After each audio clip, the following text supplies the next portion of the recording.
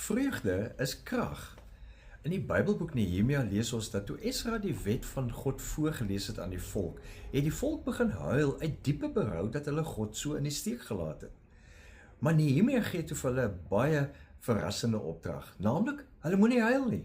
Inteendeel, hoor hoe stel hy dit, ons lees dit in Nehemia 8 vers 11. Nehemia het verder gesê, gaan vier fees, eet en drink en deel uit aan die wat niks voorberei het nie. Hierdie dag word gewy aan ons Here. Moenie bedroef wees nie. As julle die Here met blydskap dien, sal hy julle beskerm. Nou die 2020 vertaling sê, moenie neerslagtig wees nie, want die vreugde van die Here, dit is julle toevlug.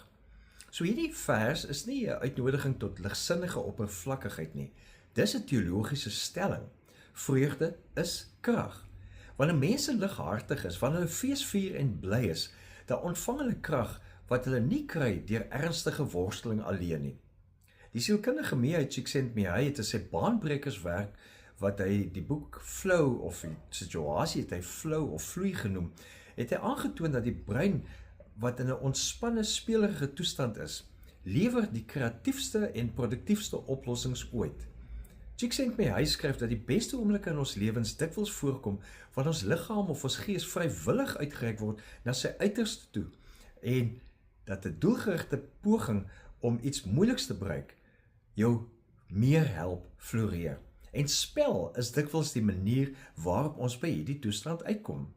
So gee vandag vir jouself die gawe van 'n lighartige oomblik. Miskien is dit 'n grappige storie wat jy met 'n kollega deel. Miskien is dit om met jou kinders op die vloer te speel sonder dat julle almal lê en selfoon kyk. Miskien is dit om 'n ou liedjie hardop te sing in die motor. Maar laat die oomblik van vreugde jou krag gee, want die vreugde van die Here, dit is jou sterkte. Daar kry jy jou krag. Leef geïnspireerd.